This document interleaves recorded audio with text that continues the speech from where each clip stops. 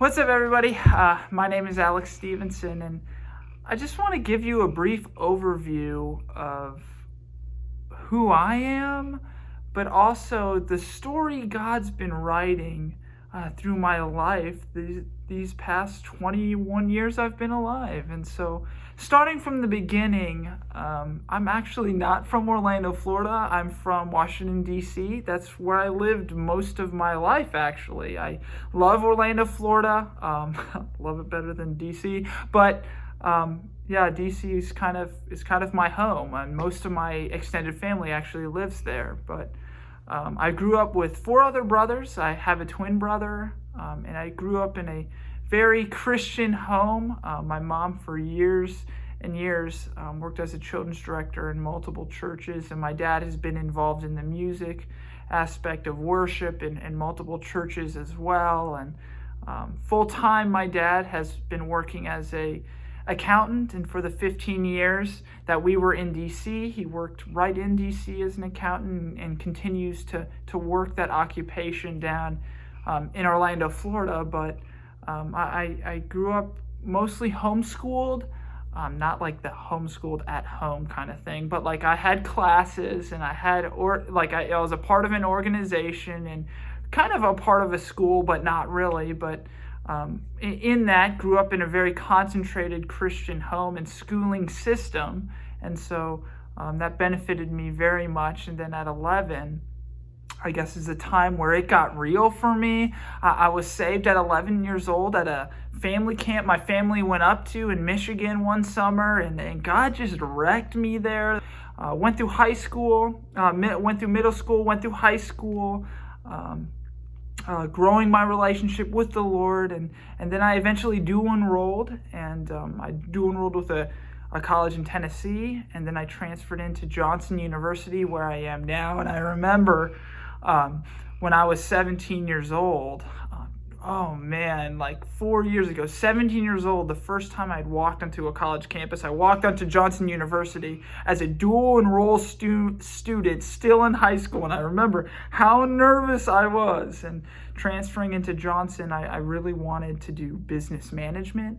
I wanted to make a lot of money, because I was like, if you go into business, I mean, you can make a lot of money, you can live comfortably. And so I just remember transferring into Johnson, my first class, just so nervous and so tentative, because I was just so young, and just really had my eyes on building as much as I can for myself and creating a stable and comfortable future. And a few months after I first started at Johnson University, the ministry that I got saved at 6-7 years prior to going to Johnson rolled around. They had a conference, and I remember at that conference, and this was such a God thing, I went to that conference, and one of the leaders came to me, okay? 18-year-old kid, knew nothing, okay? And one of the leaders came to me, and he said, hey, I don't know you that much. I know your family, I know your parents, but would you consider traveling as a youth speaker all around the country, ministering to youth groups in churches? And I remember sitting there like, no. I have no desire to do that. Like, I didn't want to go in ministry. I didn't want to give up my time. I wanted to make money. Like, this is a missionary job, so I had to raise support, not gain money. And honestly, I didn't really have a good experience in youth group. I really didn't. Like, my youth group experience was kind of really distorted and really shattered. And he said, will you just pray about it? And I told him I would pray about it. And for the next few weeks, I had been praying. And God was just opening all the doors to this thing. And I was like, really, God, you want me to do this? Like, I don't even know how to speak. I've never done public speaking in my life, and you're telling me to jump into this? And he just kept opening and opening and opening. And before you knew it, I was traveling on the road, speaking to students all around the country. And it just really changed my perspective. Just changed my perspective on what radical Christianity looks like, on what the church is to look like. And it just altered the way I wanted to live, because I wasn't chasing wealth.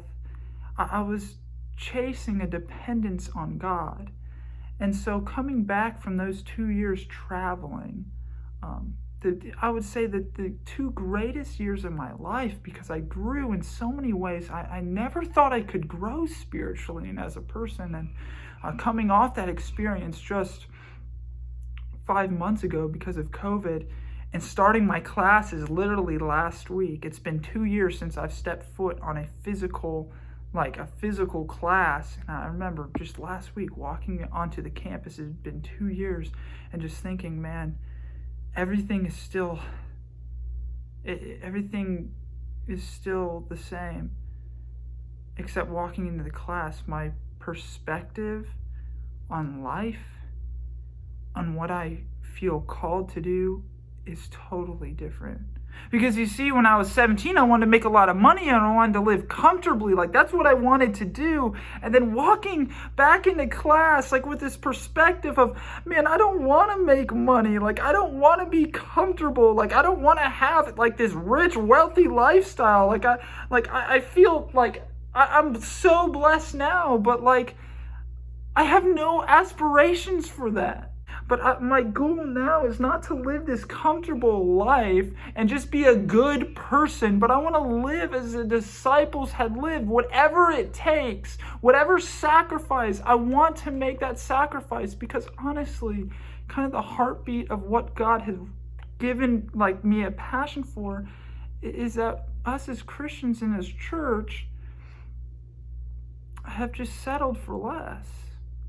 We've settled for less than what Scripture talks about. And I just see all these amazing miracles and all these things that happen in Scripture and just acts of God. And we're okay with not relying and depending on Him every moment of our lives. And that's what drives me, because we settle for so much less than what Scripture says. And so that's the heartbeat of what God has really passioned me to do. And I don't know what that looks like, but it doesn't look like what it was 4 years ago. And so I'm excited, and that's a little bit about me. And I would encourage you to think about the story that God is writing in your life and how He wants to use that to reverberate into eternity. Thank you.